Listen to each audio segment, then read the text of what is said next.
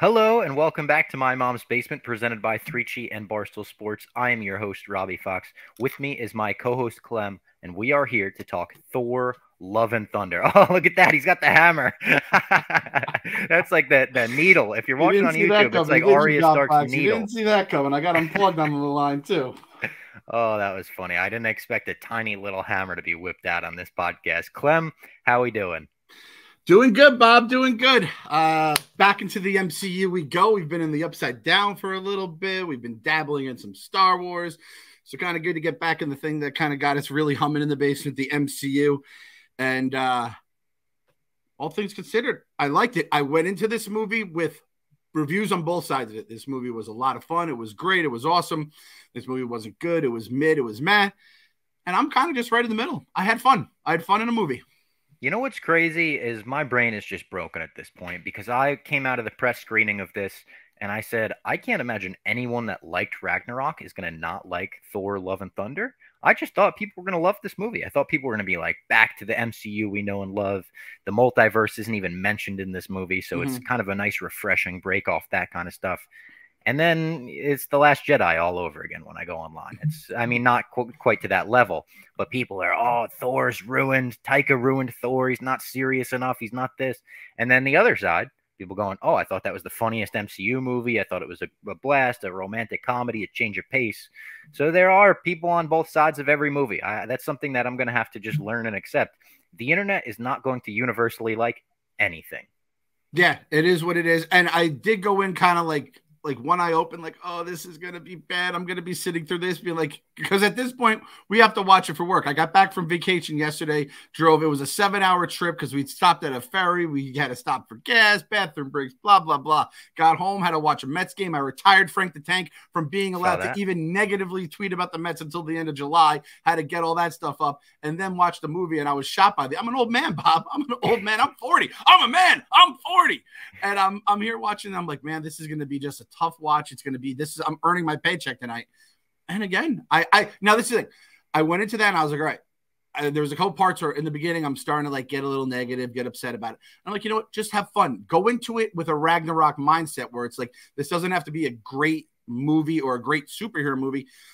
Just try to have fun like a Ragnarok. Some of the humor was like, I thought it felt well flat, but it was like kind of almost goofy. But then I'm like, all right, like it's a fucking comic book. Like I'm trying to be the other side of the Hardo, Scorsese, comic book movie people. And I'm like, just have fun with it. It doesn't have to be perfect. And I'm looking here at the Rotten Tomatoes. You said it. The first Thor, 77%. The Dark World, 66%. This movie, or I'm sorry, Ragnarok, 93. Everyone can agree. Ragnarok fucking ruled, yeah, right? One of the best. So in my mind, I would think this movie probably should fit somewhere between the first Thor and Ragnarok. This is a 68. They're telling me this movie is basically the Dark World in terms of reviews, and I have to say, what are we doing there? I vehemently disagree with that. And again, this movie has its flaws. There's things, but a lot of the flaws I thought with it is if they had more time, I think they could have made it better. I don't think it was the opposite. It was like, this is a steaming pile of shit. I think I could just watch this in the background and be like amused by it. I think you also have to realize, I think they're trying to take Thor into something that is more of a goofier, it's a little lighter character, I guess you could say. And it's like, if you agree or disagree with that direction, that's fine. That's up to you. That's like me with the Mets. I like to watch the Mets. I like to root for my team. The Frank the Tanks, they like to just be negative about them. Be negative about them. I just don't want to see it. I said, just don't put it in my mentions. I mute Frank. Yeah. And I think Frank is preposterous at this point where he has 30 negative tweets in a row. And then it's like the Mets won 10-2 in that game. It's like that's absurd. I do think there is a lot of that with not just Marvel movies. I think everything. I think that's just what the internet has become. But for me, if you're just going like, I want this to be good, it was good. It hit some high marks for me. It got some like good characters and had some fun Thor shit in it. It was solid. And this was my little I don't know what the word is. This is what I'm comparing it to. The MCU, it's kind of like a baseball season. You're going to have your 5-3 wins. You're going to have your 10-1 losses. And you're like, oh, that was rough. You have your 10-1 wins. You're like, that was fucking awesome. But at the end of the day, all you want is that to have, like, when it's the end of the season, you want it, the World Series or whatever they are doing to like wrap up the phase. You want an Infinity War and an Endgame. And these guys have set the bar so fucking high. We're still, I think, in like Infinity War, Endgame, even No Way Home, which wasn't at that level, but where you're having these like monster movies that you want to just wrap up all this stuff. It's like, if you told me if Ragnarok never existed, this would be the best Thor movie of all time in my mind. I just don't even think it's close. And again, this is someone that is not like a diehard Thor fan, but I do think that it could have been better. It could have been worse. We'll get to the fast food reviews at the end, and I think that'll be the way I can really succinctly sum up my feelings without giving anything away right now. But I was perfectly fine with it. And again, I realize there's people going to be on both sides of the spectrum on this.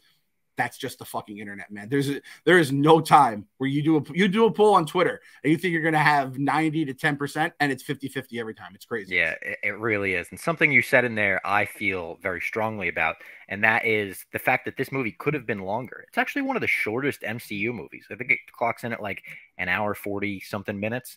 And they said the original cut was like 3-4 hours, which now we're doing the Taika cut, release the whatever cut for every movie. But Taika was like, this is the cut that I wanted to put out. The studio didn't tell me to cut anything. I just looked at the whole thing. I said, let's chop this down. And he wanted to breathe. He wanted it to be like, or he wanted to like move. He wanted to really feel like, all right, we're on to the next thing. We're on to the next thing. I think letting it breathe would have benefited it. Giving us a little more time with Christian Bale as Gore. Giving us a little more time with Natalie Portman as she's becoming Thor, I thought would have been smart. But for me, I thought this was really good. Like, obviously, I'm a me, so people know that I like everything. I'm a me. Yeah, I saw it twice. The press screening, people were uproariously laughing at so many of the jokes where it was almost like seeing a great comedy in a theater could enhance that experience because people are laughing together. Opening night, it was a little less so, but still, like, people were cracking up at the goats and all of that stuff. So I did get two really good experiences in the theater that I think enhanced my overall view of it. Yeah, and I do want to see it again. Shout out Bob Fox told me about is it parentally friendly? I was right about this. Right? Very right. I almost wanted to text you during the movie and be like, thank you, because I almost took Sienna. I put this one on her. I go, do you want to see it? Uncle Robbie says it has some scary stuff. She said, nope. And then when I was at the movie, she saw in the commercial, she goes, oh, Daddy's at Thor right now. I didn't know Star-Lord's in it. I love him. I want to go see it. She has a crush on Star-Lord dating back to when she was a little kid. She goes, I love Star-Lord. She kind of had the Mama Fox accent when she did that. So when she saw that, but I will say, like, this has to be like a Disney Plus. I can fast forward a couple of scenes that get some of the shadow monsters, right? Oh, yeah. And literal children getting taken from that. See, that was the thing that I texted Clem. We'll get into spoilers now. So spoiler territory from this point onwards. I was like, they're targeting children in this movie. So I don't know if that's going to cause nightmares, but I would say no.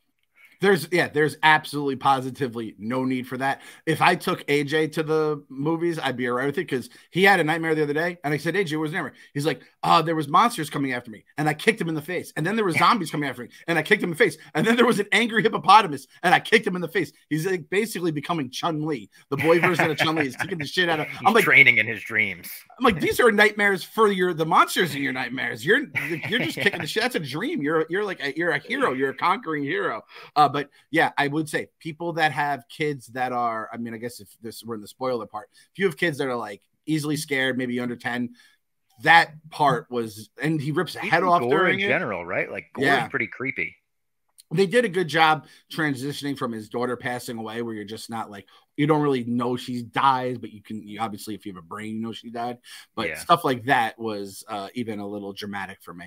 So let's get into this movie. We begin with a very dramatic opening of Gore and his daughter, Love. We later learn her name is Love, struggling in a desert. They're looking for food. They're looking for water. They're super sunburnt. You could see their skin is starting to get scabby and whatnot.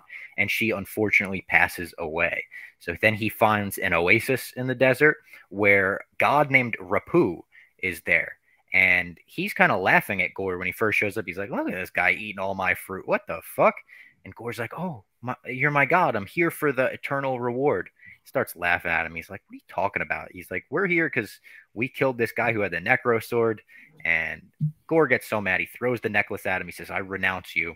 And then this god Rapu is like, all right, I'm going to fucking kill you then. Picks him up almost like Thanos and Loki at the beginning of Endgame. Yep. Starts squeezing his neck. but the Necro Sword calls to Gore, or Gore calls to the Necro Sword, however you want to call it, like that, and he stabs him in the throat. A bunch of like gold blood comes out of this god, kind of gross looking and whatnot, and it infects Gore with this black venom stuff, which, as we know in the comics, is literally symbiote. It's literally connected to Venom and Null and all of that. In the movie, they couldn't do that with the rights, so they kind of just make it this black goo, shadow, whatever thing. I thought it worked. I thought the god and overall CGI in this scene looked weird. Oh yeah, it did. I forgot. I didn't make a note of that. This like the one scene where I was like, the god, the way he was moving his head. I don't know if the whole headdress was like CG or something. It just looked strange to me. Where I was almost a little worried. This being the first scene, like, is this movie gonna have bad CG? But I don't think it did. We're gonna have some weird shit going on here. Yeah, I hear that. Yeah. There was rumors that since Null is connected to Spider-Man, they couldn't actually use or reference him as much. I heard that. And I don't know if symbiote is a thing in terms of it has to get signed off by Sony, which. Fuck Sony, man. Sony's so goddamn annoying. Listen, they've done good with the Tom Holland Spider-Mans. I'm not going to say they've done great. Some would say it's you also can't give them the credit for it though. But it's also because Feige is the one who's basically he's the teacher that comes over and fixes your entire project for you, or the parent. Oh, those goddamn Pinewood Derby races. Were you a Cub Scout growing up? Well, I was not a Cub Scout. I did a Pinewood Derby race. And you always knew who had the parents that helped them out. And I hated those motherfuckers. It's like, dude, come on. Like, are you just going to like dust a bunch of 7-year-old kids here in a fucking car race? And it's the same thing with like Sony and Marvel. It's like Kevin Feige's the guy who comes in. He's an engineer. He literally has rockets attached to the car. And it's zooming down the goddamn Morbius is looking like fucking parents helped you. Yeah, exactly. It's Morbin time over here. We're re-releasing every fucking. That is one of the all-time greatest stories is that they re-released it based on like memes, and they just get. I tweeted they must be punching air at all the Minions memes, actually getting them box office revenue too. Like the teens are going to the movie for the meme. They must be like, "Fuck! How did we not think of that?" Teens in suits. Exactly. So I will say, like, we've had Jose on, and I cannot remember what exact episode he talked about Thor, but we did talk a good amount about Thor. Kind of just like went on its own. It wasn't a Thor preview, and he said Null is like a pretty awesome, badass character, and I wish we could have gotten some of that along with the expanded Gore stuff. The more Gore stuff, the better, in my opinion. You have Christian fucking Bale as the actor. In this one, he's more atheist Bale. Good, Bob Fox. And we get to see the Guardians of the Galaxy pretty much right off the bat, and my guy Korg, my favorite side character in all of the MCU. He kind of starts telling the story of the space god Thor, fills you in a little bit on Endgame and Infinity War. If you missed those, Thor got fat in between, and now he's getting back into his god bod, as we saw in the trailer. And we get the first battle of them versus, I don't know, they were like birds, furry birds. I don't know what they were, but they looked like Animal. They looked like Animal from the Muppet. My guy Animal over here. Yeah, exactly. They kind of did look like that. And it was funny. It was kind of a comedic battle where they're all coming after him. He's decimating them with pretty much not even breaking a sweat. He does a split in between two of their cars. He destroys the whole temple, and you get one of those classic like job well done scenes. We didn't destroy a thing as you watch it fall behind him. I love all of the back and forth between him and Star-Lord. That is the peak of the Asgardians of the Galaxy to me, is when Thor and Star-Lord are talking back and forth. Like when Thor gives him his own ship to leave, he's like, take this as a parting present. He's like, this is my ship. What are you talking about? That, and then all of this stuff, which we'll get into, but all of this stuff with Stormbreaker as a jealous ex-girlfriend in this movie, I thought was so fucking funny. Yeah, I will remain angry about this until my dying day, that the James Gunn cancellation, whatever the fuck you want to call it, causing him to leave the MCU and then causing him obviously to get into DC. And because of that, he couldn't pick up the Guardians after Endgame, and Thor was going to kind of be their sidekick. And now instead we got this as like the continuation from that story. And this is someone that the Guardians are like my favorite fucking Marvel property this side of the X-Men. I am so mad that that's how it ended, because like it was fine, it was like funny, it had a Guardians vibe. It's very brief. There's no doubt in my mind James Gunn did not write that. And James Gunn, I know he contributed a lot with having the Guardians in Infinity War, right? Like they mentioned that. I read that. I think he said like he basically just asked for some adjustments after it was made. They made the adjustments, everything was good. You can just tell it's like that's not James Gunn. And listen, in the long run, I got Peacemaker out of it, and whatever else is going to come from James Gunn and DC, that's awesome. Peacemaker is worth it. That show is so good. So fuck. I just thought of it the other day. I was like, that show was just so fucking good. I just laughed every week. That show hit. Yeah, it did. It really, like, the more I look back from it, the more fondly I grow. But the Guardian stuff, like you said, I feel like you can't really fuck that up. And Taika has a different sense of humor, but it still plays. It's still in the same orbit as James Gunn, I'd say. So it was great seeing all those guys, and I just love that the Guardians, the scrappy, plucky Guardians, they just have, like, it's like playing a role playing game, and you just get a boss on your team for like a little arc of the story, and he just fucks everything up. It's like these guys are always by the skin of their teeth winning. They're like, no, let's just call the God of Thunder in, and he's just gonna wipe the floor with all these motherfuckers. I love that side of it. It was great. And I thought it was funny that, like, Chris Pratt, Star-Lord, was almost a little, like, geeked out by Thor when he was doing the catchphrase and everything, and he was like, "This ends here and now." He's like, "That's fucking sweet." That catchphrase. Yep. They go back on the ship and they see a bunch of distress signals all over the galaxy, and this is because several gods have been killed by Gore already. And some of the things they flash to, like the gods hanging by their back and everything, that's straight from the Jason Aaron comic, which I would pull off my shelf, but I actually had it on my dresser, and my AC leaked all over it, ruined the whole comic. Yeah, that was brutal. It's luckily not like an expensive comic or anything. I could get it on Amazon for like $18, but just a brutal turn of events there. Did you think that was a bad omen for the movie? Were you like, oh shit, this movie? Oh, the Portman curse coming through? That's what I would have thought. Yeah. I will let you guys know at the end of this if the Portman curse is still alive. I will say that. Yeah, that's a Portman curse watch is out there for this movie.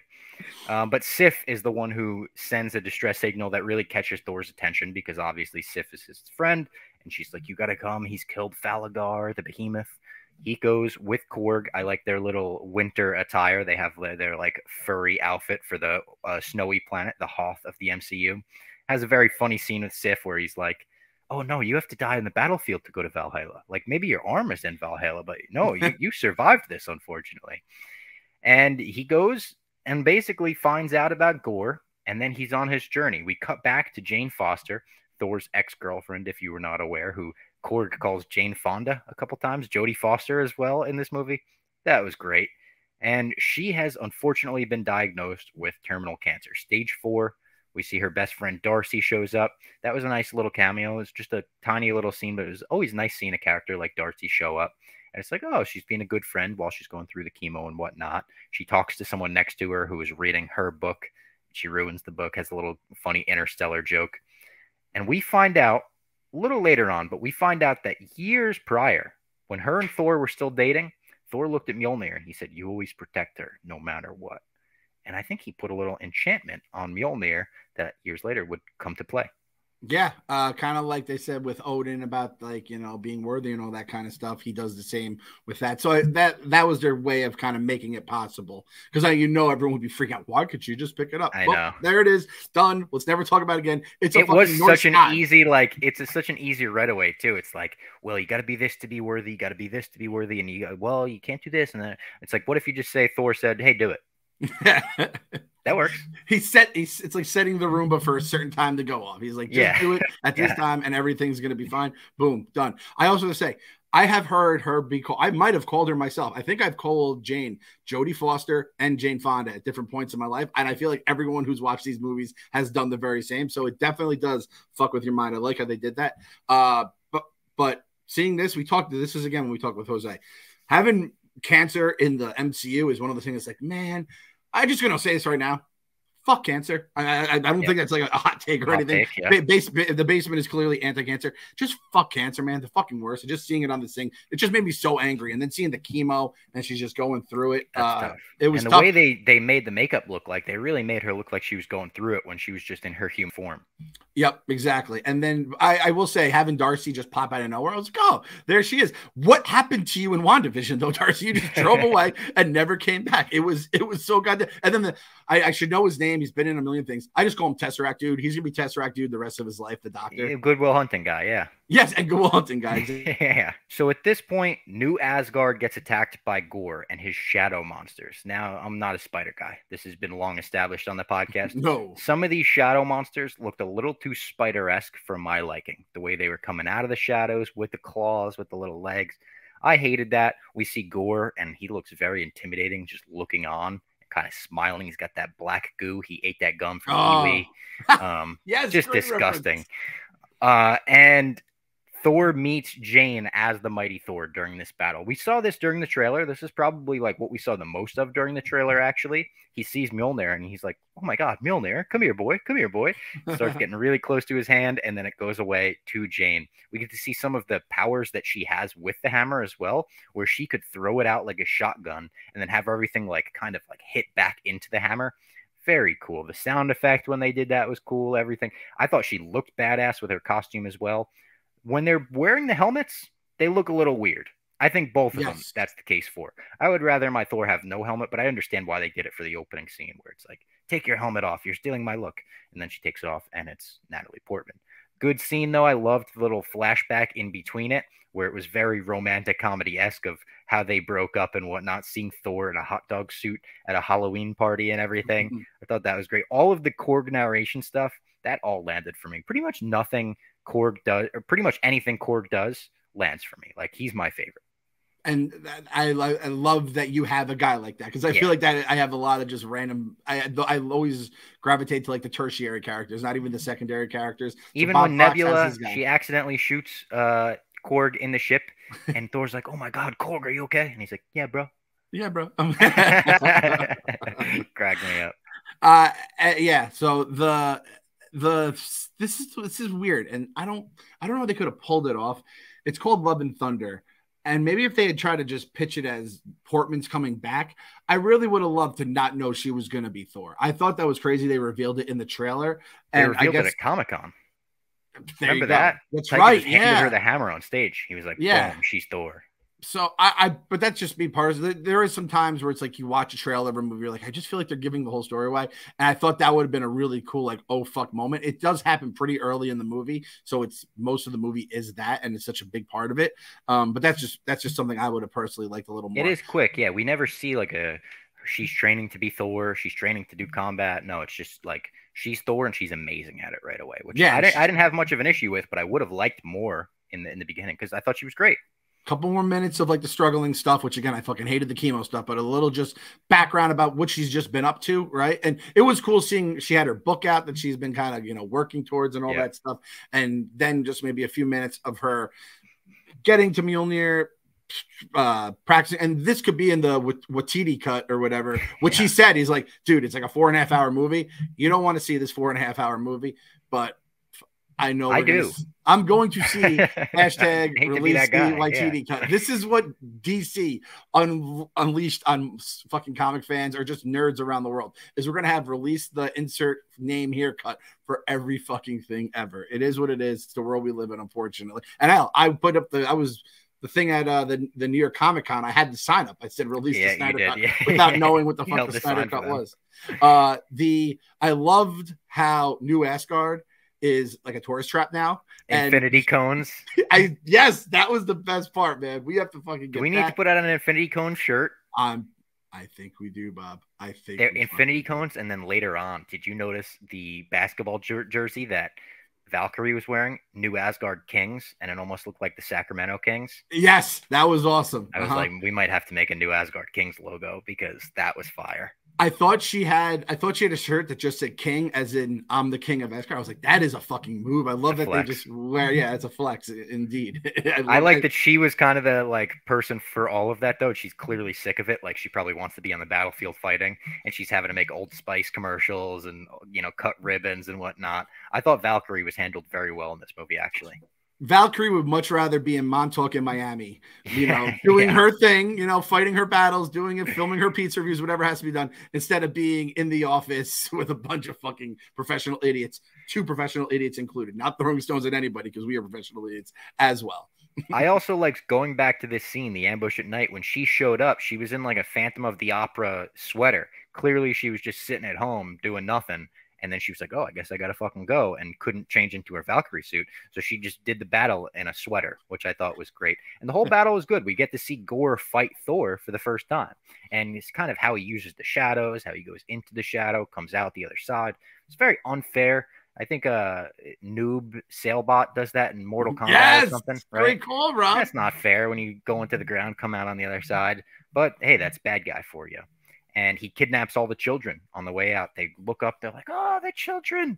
The spiders come out of their shadows in their room. That's going to give me nightmares. I don't know if I was okay to see that. And yeah, Gore kind of wins the first battle in a way because he escapes with the children in that weird fucking cage that also is like a living spider. But yeah, I would say 0.1 to Gore. Yeah, and I liked the battle scene. I like how gorgeous is like right at the bat. We're throwing this little dark shadow thing, and it's gonna infest it. It was like, oh fuck, stuff's gonna get bad. And this, all right, let me say this in the right way so I don't get in trouble. Kidnapping children is a fucked up move, but it's a really good villain move. There's a reason why villains do it in all these movies, and I have to like tip my cap to him for doing it. It was a fucking good move, and it's like, if you're gonna want to lure a good guy, you steal the kids. Bravo to and Gore. It enters you into a different like level of being a villain too. If you're willing to go for the kids, like, all right, we're dealing with a bad motherfucker. And I appreciate how you show him later where he's not just like looking like torture the kids or anything. Like he's trying to like be the fun Uncle Gore. It's not working. No. But I did appreciate that side of where it's like, all right, he's not like an absolute complete monster. And also with the villains that Thor faces, so many of them have been like, you know, sometimes he's like absolute. I forgot the guy from Ragnarok, the big fire guy and stuff like that, who Thor, like he will end up committing the Ragnarok. But it's like Gore, it's like he has like the sword, but he is kind of like still learning his powers. He's not some undefeatable villain. So it's like, all right, I feel like we have a chance here. Thor has 1 billion experience points from being alive forever. So it's like if Thor like being able to win doesn't feel like it's cheap. It feels like it could happen, but it feels like the sword is the great equalizer here, the Nikru sword or whatever. So I did like just the whole dynamic of villain versus hero in the story in general. And the next day, we see the whole town regrouping in their town center, whatever you would call that, getting the food, getting the supplies that were destroyed the night before. I got a good deal for everyone in New Asgard. They actually delivered to New Asgard as well, and that is HelloFresh. They deliver fresh, quality produce from the farm to your door in less than a week, so you could savor summer flavors right from home. I've got my HelloFresh going once again. They're giving me the weekly deliveries. We're making them here. We just made the Italian spaghetti sausage that was so friggin' good the other night with the cheese over and everything. 55 plus weekly options featuring pre-portioned, high-quality ingredients picked at peak ripeness every single week. They've got a ton of amazing Taste of Summer series meals. Update your delivery address and enjoy HelloFresh at your vacation destination as well. So if you're going on vacation, HelloFresh will send to you there as well. The plans are very flexible as well, so if you want to change your schedule around, they'll help you change your schedule around. It's a foolproof step-by-step recipe every week, maybe more than one recipe as well, that can make your cooking joyful, stress-free, make for an amazing summer, maybe impress some people with like, oh, I didn't know you could cook. And you're like, you give them a wink. You're like, yeah, personal recipe. Right? I'm gonna give you a little breaking news here on the Bob. This week on HelloFresh, coming up as in next week, July 16th to the 22nd. So you get this right now. The cheesy smothered mushroom chicken with mashed potatoes and roasted carrots that the Casa de Clem fawned over. We were fawning over this goddamn thing.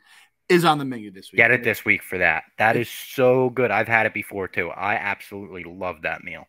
It says calorie smart too, so you can't go wrong. Whatever they do with the carrots, it's something that like my wife has just incorporated into our cooking. Every carrot is made the same exact way. Oh, I love the cheesy smothered chicken.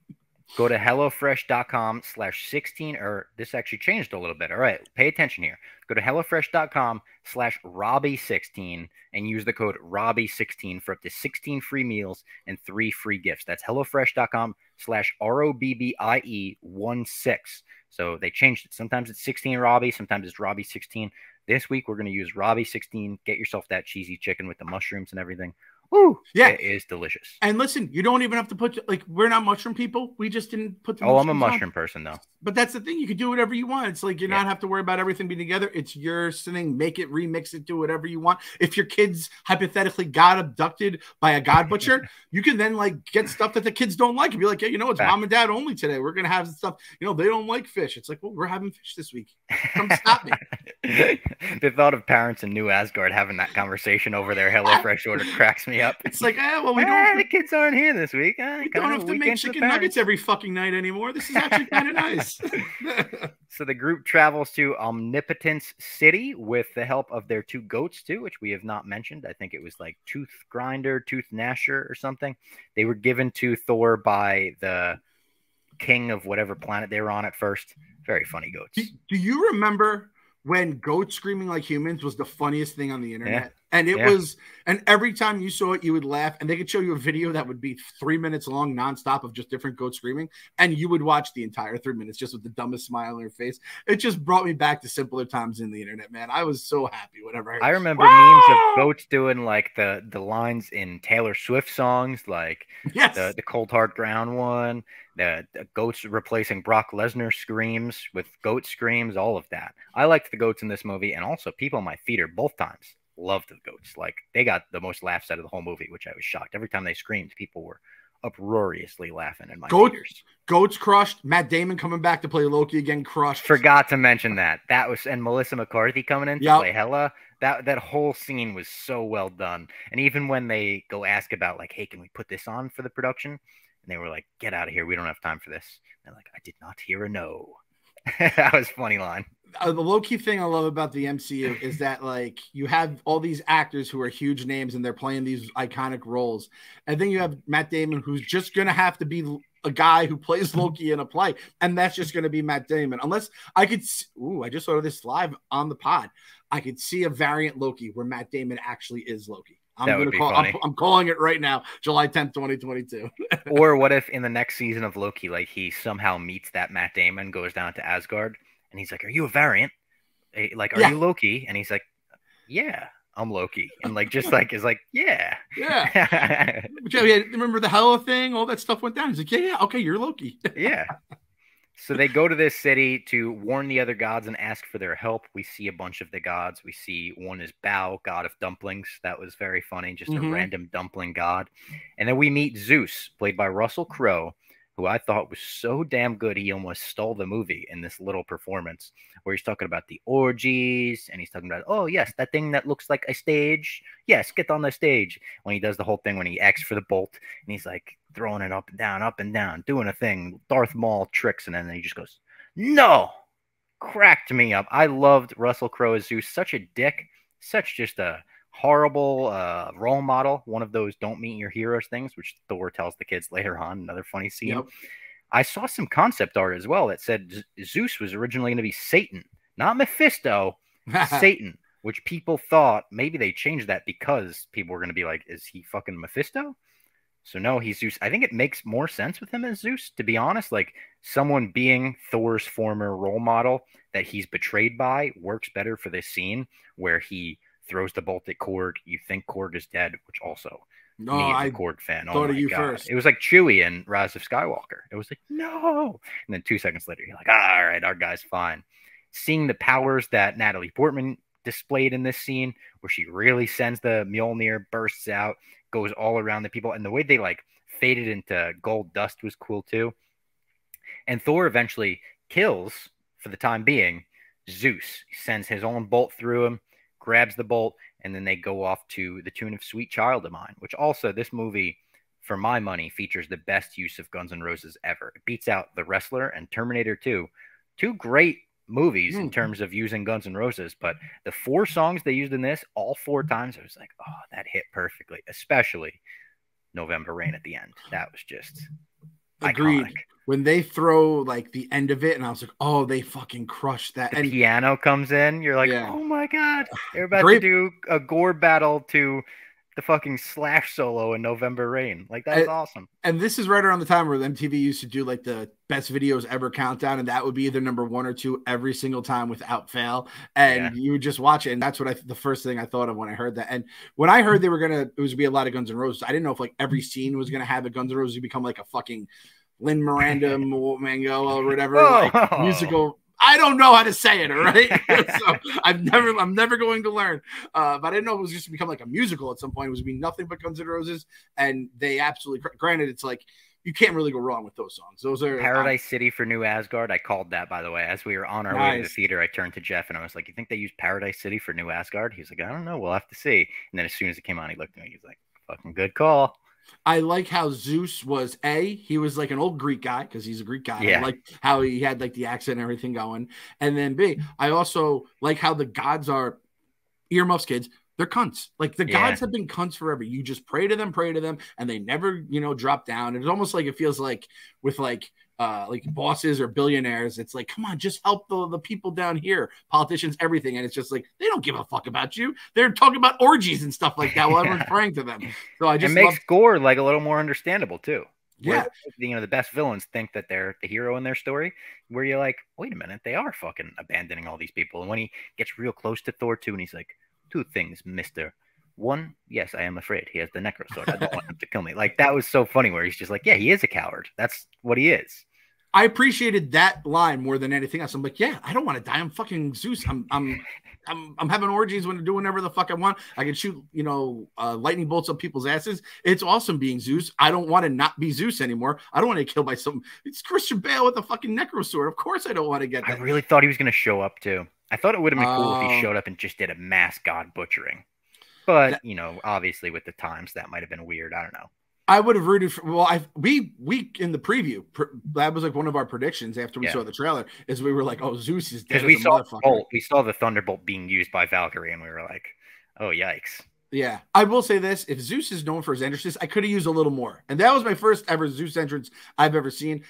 Maybe it's just someone I grew up in the 90s when every basketball team had a laser entrance, and I grew up with you grew up watching The Undertaker make his entrance. Exactly.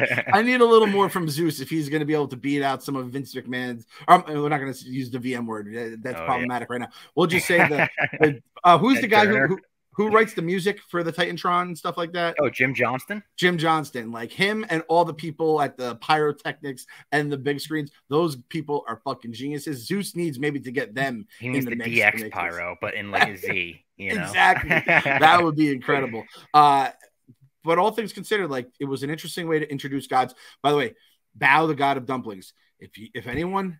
I'm going to just put this out there right now. I've watched it, I believe, as a new parent. I'm not even sure I was a parent. If you watch Bao, I was definitely a parent. Bao, the short film. It was before one of the Pixar movies. It's cry-worthy. It might be the greatest short film I've ever seen in my life. It fucks really me up. Good. And that's what I thought of when they said Bao, the god of dumplings. I'm like, oh no, not that one. I've never watched it since. I'm going to watch it right after this. And I'm just going to. It's on Disney Plus. I showed it to my girlfriend a couple months ago because she had never seen it. And I was like, oh, you've never seen this? And I showed her that one. And there was one that, listen, if that one makes you cry, go watch the one with the bird going into the water. Have you seen that one too? Yes. That Piper. I believe it's called Piper. Yes. That one will make you feel a little bit better after the cry. Yep, exactly. I agree. I also love Omnipotent City. It's such a stupid, preposterous name, but it's like, let's just have some fun with it. And last but not least, I have to shout out my guy, the best Zeus of all time, Zeus from Die Hard with a Vengeance, Samuel L. Jackson. Not hey Zeus, he's saying hey Zeus, like Mount Olympus, shove a lightning bolt up your ass or whatever. I absolutely love that goddamn movie. Such a goddamn good movie. So as the journey continues, Thor and Jane kind of refoster their a little double entendre there. They kind of rekindle their relationship. Bob, you were having a dad joke day right now. There was, I believe, one in our Stranger Things recap that you nailed, and you've had 2 or 3 in this one alone. So bravo, you're outperforming me right now by far.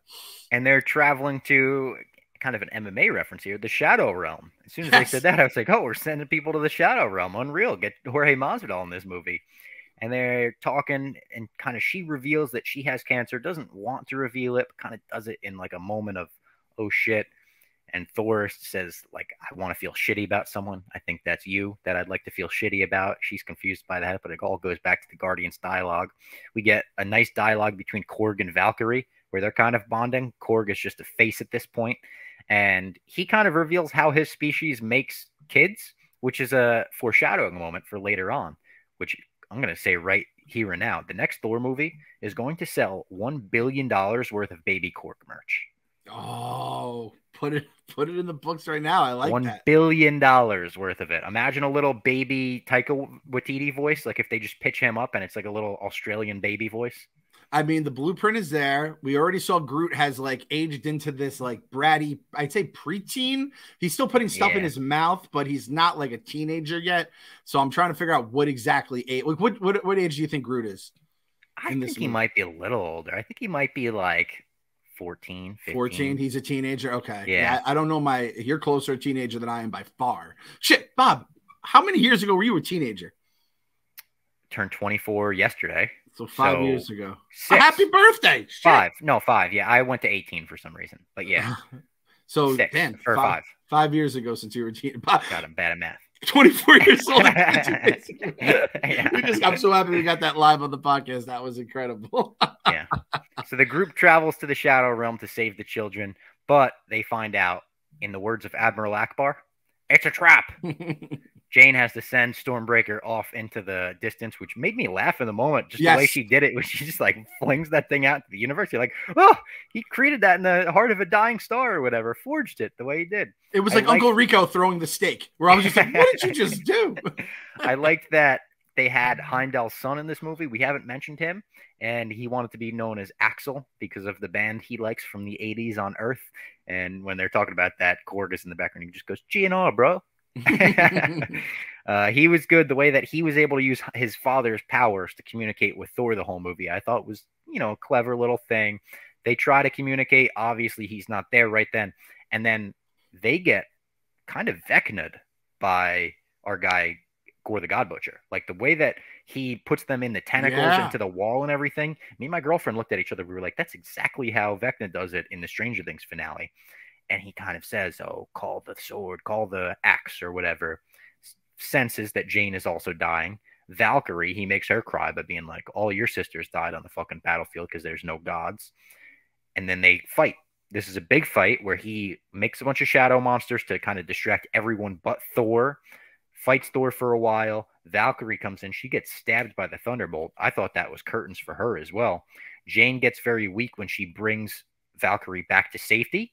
And Thor also leaves behind Stormbreaker for him to open the gate to eternity. That's what he's after the whole time, is the gate to eternity.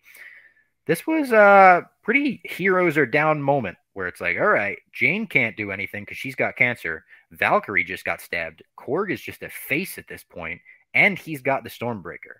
So it's like, you're looking at your watch. You're like, we got 15 minutes left in this movie. How the fuck are they going to make our heroes win here? They did it pretty well, though. The way you said Jane can't do it, she got cancer. It's like the Haley Joel Osment, I have AIDS. It's like Walker Texas Ranger, just the way you said that. She does kind of reveal it like that too. Like, they're just in the middle of a conversation, and he's like, she's like, I have cancer. And he's like, wait, what? What are you talking about? Yeah, he's Grant Bland. Like, I have cancer. Yeah. Again, this movie could have been so much better. I think 20 minutes longer. And listen, old man here, I was fucking fun. 20 more minutes. Yeah. I was on fumes when I went to this movie at 8:30 at night after driving home. And I was like, oh shit, it's over. By the time the credits rolled, I was ready for a little while longer. I forgot to look up the runtime beforehand, but I thought it was at least 2 hours. Going back, the Heimdall thing, I feel like I'm not even going to, if I say the name wrong, that's just how I'm going to say. I'm going to probably say it different every single time. I feel like the MCU fell victim to, we cast someone who we thought was awesome. They were even more awesome than we ever could have imagined. And we just lost them because like, they're not gonna be like, hey, Idris, you're going to come back and be like the fourth role of a Thor movie. That's not going to happen. So I'm happy we got his kid back because I liked him a lot. I liked Heimdall a lot. The funniest line of the movie for me was when Thor was like, we're going to get your children and we're going to feast, but not on the children. That was a very dark time. Like, I think that humor hit. I did think there was some humor that hit. I think if you just go into this movie trying to have fun, instead of being like, this is going to be a good movie, it's going to be a huge building block. It's going to be I think Infinity War and Endgame has definitely stepped up the level of these movies so much. We're expecting just awesome movies. And Guardians 3 will be the next movie I expect an A or a B plus at absolute worst from here. But this battle scene I thought was a good battle scene. The fucking when Thor summons goddamn Stormbreaker, it's like a Jon Snow move. I'm like, dude, it's the one thing you cannot do. And it's like, you're just going to do this. And the entire universe is going to be at peril if you do it. And I have to admit, you said it. I saw them get like sucked up by these little tentacle things. And I'm like, we're doing this again. And then I realized that was from a completely different series. It didn't even happen in the MCU. And I was rolling my eyes at something that was just I happened to watch a day earlier with Stranger Things and stuff like that. So that was on me. I have to admit, I'm with you on that one, Bob. And now, obviously, Gore uses the Stormbreaker axe to open the gate to eternity. But what he could have done was list it immediately on Whatnot. If you Oh haven't heard of God. Whatnot, it's a live stream auction app where you can buy collectibles, comics, and really almost anything else like Stormbreaker. So they bring the business and people together through commerce where sellers can host live streams and engaged connoisseurs like yourselves can bid in real time. So there's live streams 24/7. Barstool's even doing some. I saw Coach Doug's hosting some card break ones. We're going to be going live twice a week on Whatnot in the future, running live shows and selling never before seen auction items and Whatnot exclusives. So make sure you download the Whatnot app and follow the Barstool Sports account at Barstool Sports, like all our main accounts, and you'll be the first to be notified when we go live. Use the link in the description to get $10 off your first purchase on Whatnot as well. Gore, you missed out. You wanted to open that Eternity Gate. You should have just sold Stormbreaker and Whatnot. Can you you could sell Stormbreaker for enough money to then buy it the Eternity Gate. You can just purchase it. Knock on the door and just slip a check under the little thing. I have a question for you. So obviously this, we had to deal with some pretty heavy stuff with Eternity and the gods and stuff. How did you think they handled all that stuff in this movie in terms of having to, because I think we're going to be dealing with a lot of Eternal stuff, which is in the cosmos. Oh yeah, we saw some Celestials. You see them in the background. Whatever city. I thought they handled it well in terms of they never made it so complex that it was confusing, but I also would have liked a little more context on Eternity and the one wish thing. And I know people from the comics know all of that, and it's like the back of their hand at this point. But for the movie, I thought it was much clearer on the second watch, where I was like, oh, so that's how the whole ending happened with the daughter bringing her back instead of destroying the gods. All of that at the end could have been made a tad clearer, in my opinion. I agree with that. I think it's I just think a lot of times, again, I never really got into Thor. I didn't get into even Thanos and stuff because my eyes would glaze over when they're talking about Lady Death, and I'm sure they touch with Eternity and Celestials and these omnipotent beings and shit like that. It's just a lot for my dumb brain to comprehend. It's no, let's just go to the X-Men and Magneto can make things move like a magnet. that is much more my speed. But it's going to be an extremely important part, I think, in this phase and with all the crazy Kang shit that's coming up. So I hope that people are able to wrap their heads around it. I do think they every single move with the Infinity Stones, they reintroduced and explained what the stones could do. And it's going to kind of have to be that, but with bigger concepts and full-blown characters and stuff. And I hope that they can do it again. Hashtag trust the Feige. They're going to do it. It's just gonna be interesting to see how they do it. Yeah. At this point, Thor finds all the kidnapped children. He gives them a great speech where he's like, you're all Asgardian today. We're going to do this all together. And it's Thor and all of these kids versus Gore in the final battle. Kind of reminded me, this whole movie is 80s-esque in its music and its branding and all of that. This reminded me of the ending of an 80s Goonies type movie where I was like, oh my God, this is Thor and all the kids. He gives them the power of Thor to fight Gore's creatures. All of their eyes are glowing. They're using ridiculous weapons like stuffed animal bunnies and whatnot. And then Jane senses that Gore is about to kill Thor, and she joins the battle. She shows up on Valkyrie's horse, and I don't know if Pegasus, whatever you call that thing. It feels like I'm underselling it to call it a horse. Yeah, it does feel like you're underselling it. She joins the battle with Mjolnir, and she destroys the Necro Sword in a very cool way. She has Thor hold it in a way where she throws Mjolnir at it, shatters it, and then it starts to reform, and she sucks the piece up like a vacuum into Mjolnir and fucking destroys it with lightning. This is when November rain is blasting and just everything like that. She uses one of her catchphrases, "Eat my hammer," kind of in one of her corny moments, but that was funny. The crowd cheered actually when she was like, you could call me Dr. Jane Foster. People were like, yeah. So that was cool.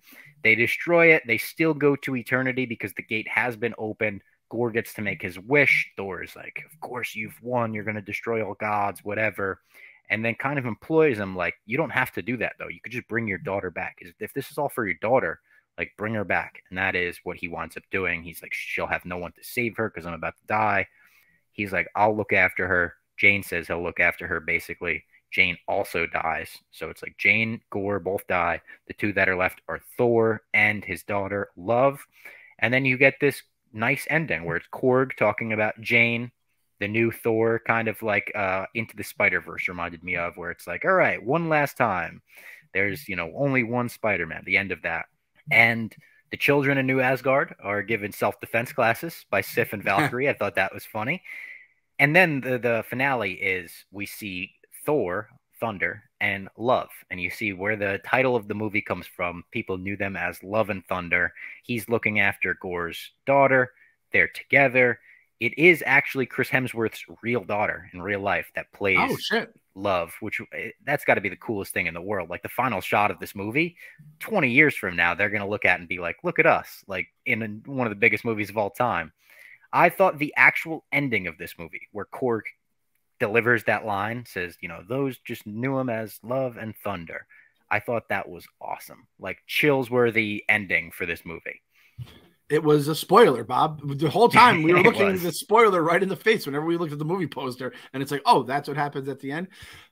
I'll say, what if you were like a kid that read for the part of Love, and then you find out fucking Hemsworth's daughter got it? Like nepotism. Nepotism. This is like bullshit. A 6-year-old in the world being like fucking Hollywood. It's a good life. It's a good lesson to learn early in life. It's not. They probably gave all those kids little roles as Asgardian children. Yeah, that's what I would do.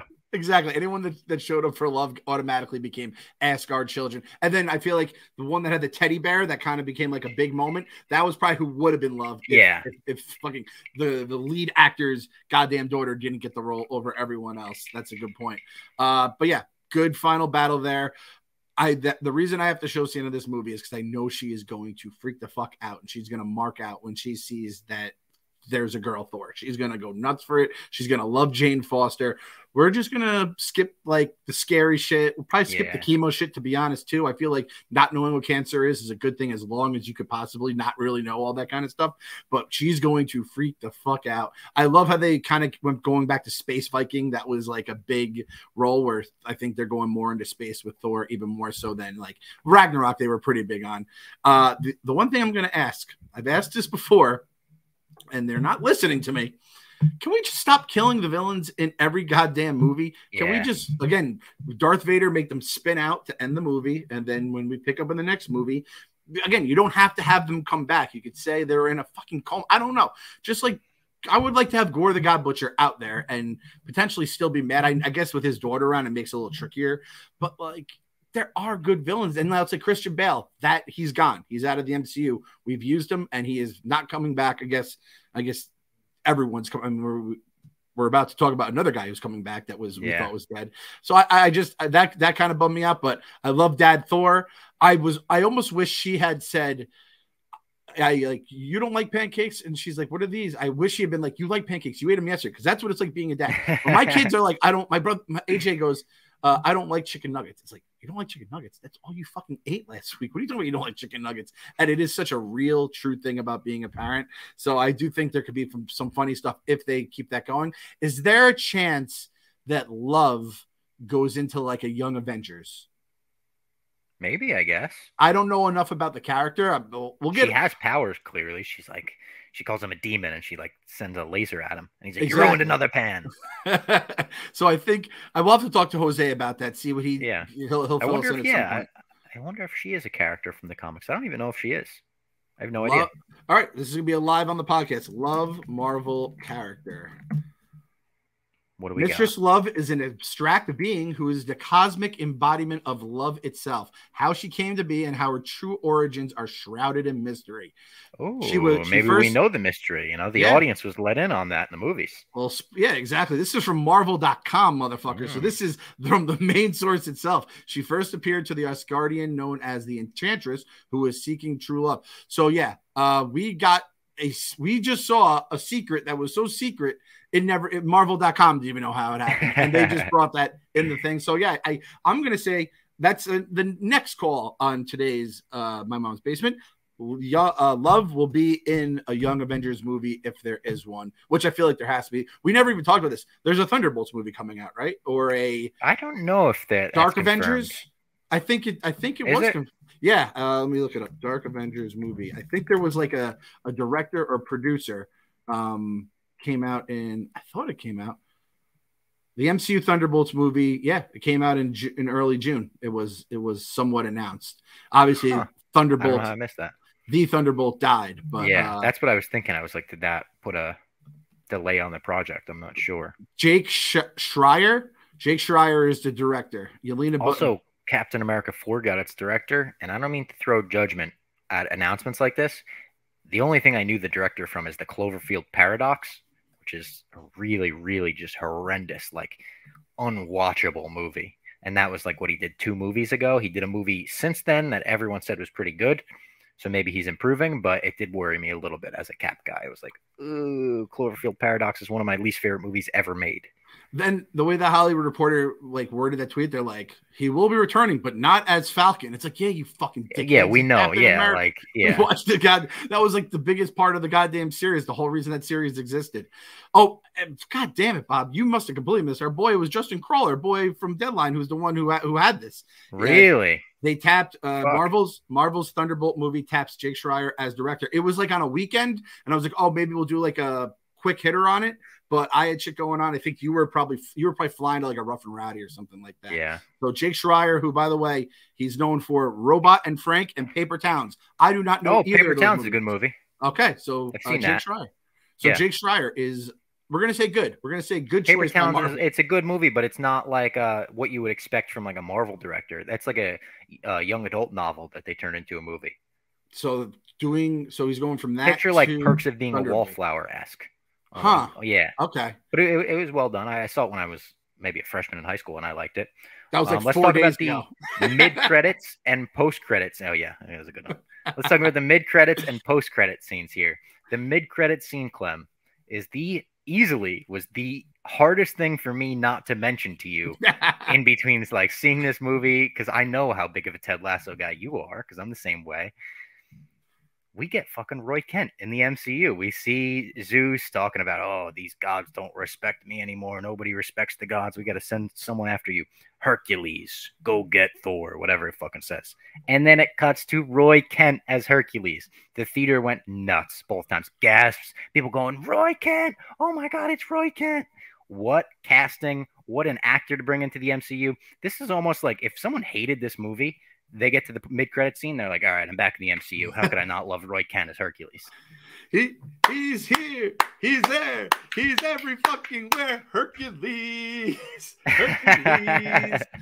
I can't believe, like, out of all the people that you could get as Hercules, shout out to fucking, I'm not going to even try to figure out the actor. I don't know what his name is. Yeah. He's Roy Kent until he's not Roy Kent. And there was a whole thing about how Roy Kent is CGI. I did a blog on it. I remember that was the thing. So everyone was convinced Roy Kent is CGI. If they're just using CGI for Hercules, because the actor is not an actual human, he is actually a computer graphic, even better. I just thought like Hercules, you're thinking, and I know we've gone past the days of like the Mark McGuire hulking kind of. That's what like you think, though. I was the same way, yeah. Like Hercules is the king of that shit. Hercules. You expect like Arnold, like in his peak weightlifting days. Yeah. So unless they're going to juice this guy up down the road, I was shocked that this is our Hercules for the MCU. And Hercules was a big, I feel like Hercules is a big part of the Marvel universe in general. I think he had his own comic series and everything. So I don't know how they're going to use him, if they're going to do his own Disney Plus thing or whatever. I would almost just like him to be the villain in the next Thor movie. Yeah. Like imagine Thor versus Hercules. That could be the title of the fucking movie. That sounds amazing. You know what? It is the new title of the movie, Bob. Breaking news. My Mom's Basement, July 10th, 2022. The title of the new Thor movie is Thor versus Hercules. Please credit barstoolsports.com. Please subscribe after you credit barstoolsports.com and keep the fucking basement lights on. Keep the lights on. Don't send us to Valhalla. We don't want to die in battle. Is that how you say it? Valhalla? Valhalla. So speaking of Valhalla and the post-credit scene, Jane Foster arrives and she is greeted by Heimdall. We actually get to see they brought back Idris just for a little post-credit scene. There are rumors that she's not done in the MCU, that Natalie Portman will be back.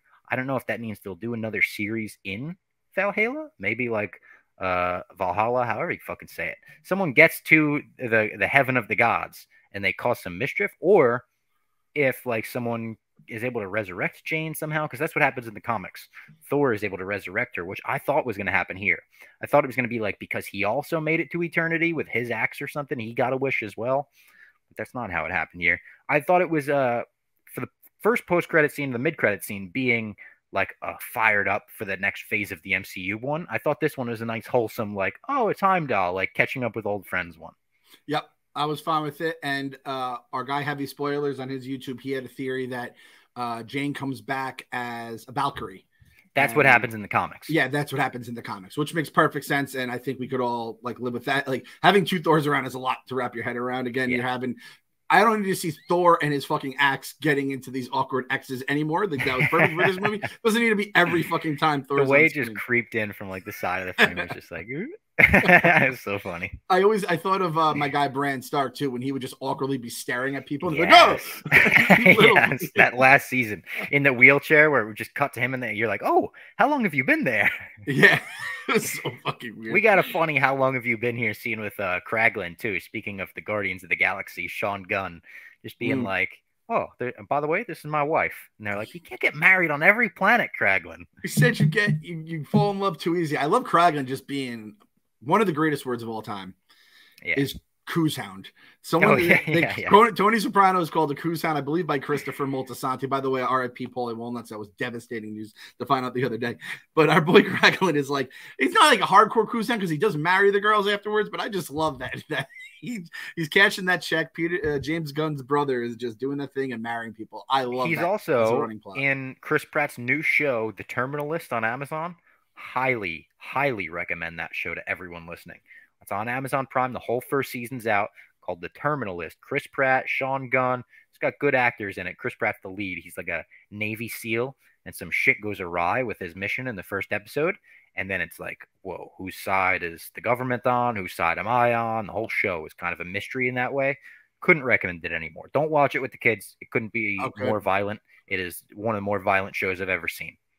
Good to know. Good to know. My recommendation for the week, Pluto TV has a challenge channel, nothing but MTV Challenge. It's just marathons nonstop. It's what MTV should be. It's incredible. So that's my little... Instead of ridiculousness. Yeah, exactly. It's that, but with the challenge, and it's free. You just download Pluto. I feel like I'm giving a Pluto TV ad. This isn't good. Portnoy is going to... That's it. We're going to start giving away free ads on this show if they're going to cancel us. We're just going to keep it going. Yeah, maybe that's the way to get around it. Just free ad city. Just free ad city. All right, let's get into our fast food reviews for Thor: Love and Thunder. If you're not aware, we review every Marvel movie as if it were a fast food item. So it's like, if it were a fast food item, what would it be? Clem, in your opinion, what is Thor: Love and Thunder? I have Thor: Love and Thunder as the Arby's curly fries. Curly fries from Arby's right there. We're going to have a similar one. Okay. Explain. So... I feel like Arby's, a lot of people don't like Arby's in general. It's become like a meme on the internet where it's like Arby's sucks, this and that. And again, everything on the internet sucks. However, I also feel like there's now been a backlash. It's like, Arby's is actually good, guys. What are you guys talking about? I feel like the Thor series have kind of like that connotation with them from the early days. However, it's gotten better throughout the years. Ragnarok did a huge job in terms of making Thor movies looking better. And I do feel like there are some people who maybe don't like curly fries. They don't like seasoned fries or whatever. And I've seen a little bit of slander towards them. But in the end, I fucking love curly fries. And I think this movie was perfectly fine.